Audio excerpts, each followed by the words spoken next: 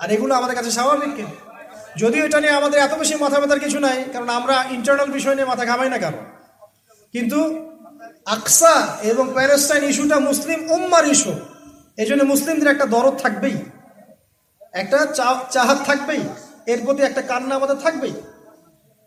ইনশাআল্লাহ তাআলা এমন একটা সময় আসবে যখন আল মাহদি আসবেন এবং ঈসা ইবনে মারইয়াম আসবেন, তখন মাসিহুদ দাজ্জালকে ওই প্যালেস্টাইনেরই বাবে লুদ নামক জায়গায় হত্যা করা হবে। হাদিসে লেখা আছে, হাদিস পড়েন বাসায় গিয়ে। বাবে লুদ নামক জায়গা যেখানে, সেখানে এখন ইসরায়েলের base camp, air base camp. খবর রাখেন এগুলা। তো সেখানে ঈসা ইবনে মারইয়াম তাকে হত্যা করবে। তার আগে সে বিশ্বকে চষে বেড়াবে এবং জিউসদেরকে নিয়ে সে সারা বিশ্ব শাসন করবে। মুসলিমদের মধ্যে মাত্র একটা দল থাকবে যারা ওর বিরুদ্ধে দাঁড়াতে পারবে। বেশিরভাগই, ম্যাক্সিমামই পারবে না। একটা মাত্র দল। তাদের কথা নবী সাল্লাল্লাহু আলাইহি ওয়াসাল্লাম বলেছেন, নিঃসন্দেহে তারা আল্লাহর নবী এবং সাহাবীদের অনুসারী হবে। তাদের নাম কি হবে নবীজি বলে যান নাই, মা আনা আলাইহি ওয়া আসহাবি। কিন্তু নবী সাল্লাল্লাহু আলাইহি ওয়াসাল্লাম বলেছেন যে তারা এত শক্তিশালী হবে ইনশাআল্লাহ তাআলা, শেষ পর্যন্ত মুসলিমদের হাতেই ওদের পরাজয় লেখা আছে। কিভাবে লেখা আছে জানেন? এটাও হাদিসে এসেছে যে একজন জিউস সৈন্য যদি পাথরের পিছনে গিয়ে লুকায়, পাথর কথা বলা শুরু করবে। পাথর বলবে, ইয়া মুসলিম, হে মুসলিম, ইন্না ওয়ারা আল ইয়াহুদ তাআল ফাকতুলহু, হে মুমিন মুসলিম, আমার পিছনে একজন জিউস এসে লুকিয়েছে, আসো তাকে হত্যা করে যাও। পাথর কথা বলবে। আপনি কি মনে করেছেন পৃথিবী এখন যেমন দেখছেন এমন থাকবে না সব সময়? আস্তে আস্তে সিচুয়েশন চেঞ্জ হবে এবং হতে হতে এমন একটা পর্যায়ে যাবে, সভ্যতা শুরু হয়েছিল ওই আদম আলাইহিস সালামকে দিয়ে এবং সভ্যতা শেষ হবে ঈসা ইবনে মারইয়ামের হাতে। সভ্যতা শুরু হয়েছে একজন নবী দ্বারা, শেষও হবে একজন নবী দ্বারা। আমরা এখনকার সমাজ বিজ্ঞান বইগুলোতে পড়ি না, সভ্যতা শুরু হয়েছে গ্রিকদের দ্বারা, রোমকদের দ্বারা, পড়েন নাই? এই কথাগুলো পরিপূর্ণ সত্য নয়। সভ্যতার একটা অংশে তারা এসেছে ঠিকই, শুরু ওদের দ্বারা হয়নি। ওরা পৃথিবীকে সিভিলাইজড করে নাই, বরং প্রত্যেকটা সভ্যতার ধারক বাহক ছিল নবীগণ। আর নবীগণ গাছের ছাল পাতা খেয়ে থাকতো না। আমরা যেমন বই খাতায় পড়ি এখন, মানুষ আগে গাছের ছাল পাতা খেয়ে থাকতো, বন্যপ্রাণী শিকার করতো, তাই না? গাছের ছাল পড়তো, এক স্ট্যাচু আঁকে, দেখেন নাই? মাঝে মাঝে কিছু নিউজ দেয় যে এরকম স্ট্যাচু পাওয়া গেছে। এগুলো বোগাস কথাবার্তা। সূরা আরাফ পড়ে দেখেন, আল্লাহ পাক বলেছেন যে আমি আসমান থেকে আদম এবং হাওয়া, মানুষের জন্য, আদম সন্তানদের জন্য লেবাস পাঠিয়েছি, ওহীর জ্ঞান পাঠিয়েছেন, পৃথিবীতে কিভাবে চলতে হবে আল্লাহ পাক শিখিয়ে দিয়েছেন।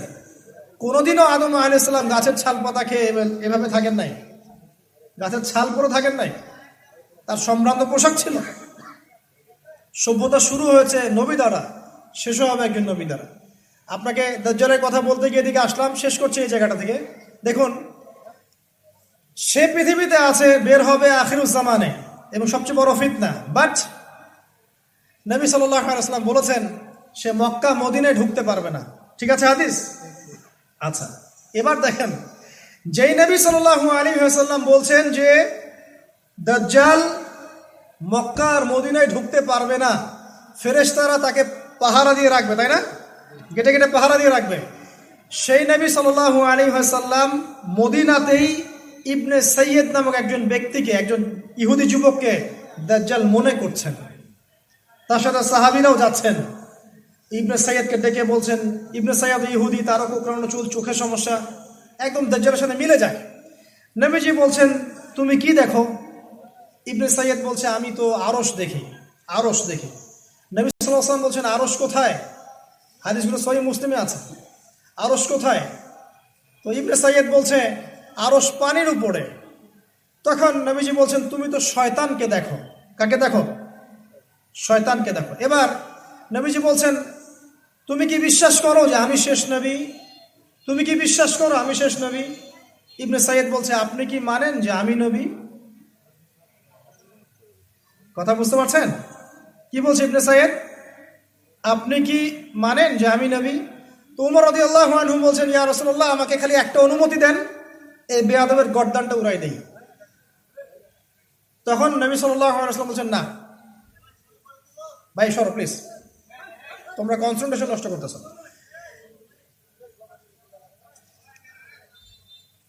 নবীজি বলছেন, হে ওমর, সে যদি আসলেই দাজ্জাল হয়ে থাকে তাহলে তুমি তাকে হত্যা করতে পারবে না, কারণ তার হত্যা লেখা আছে ঈসা ইবনে মারিয়ামের হাতে, ঠিক আছে?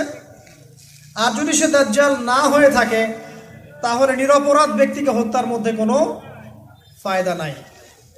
দেখেন, আমি আপনাকে বলছি যে আপনি দাজ্জালের হাদিস দুই একটা পড়ে আপনি কনক্লুশনে আসতে পারবেন না।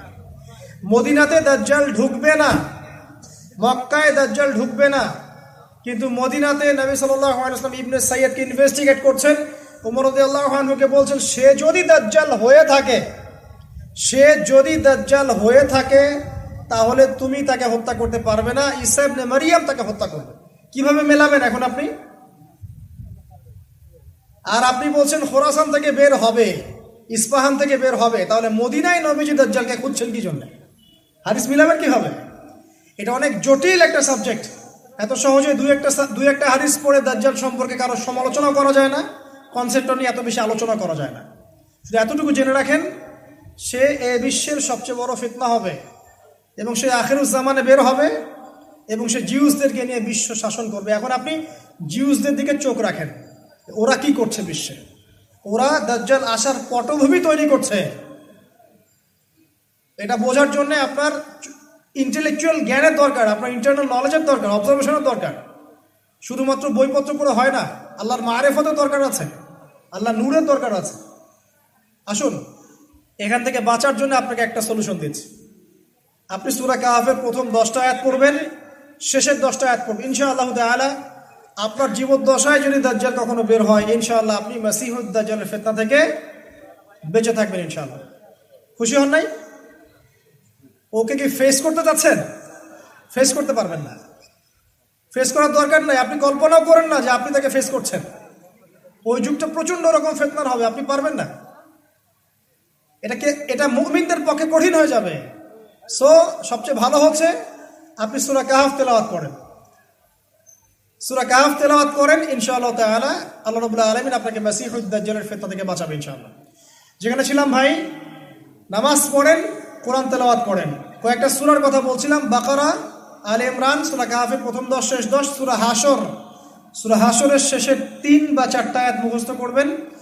সূরা জিনের প্রথম 10 আয়াত, সূরা মুমিনুনের শেষের 5টা আয়াত, এরপর সূরা কাফিরুন, সূরা ফালাক, সূরা নাস, সূরা ইখলাস। এতটুকু মুখস্থ করতে পারবেন না ইনশাআল্লাহ?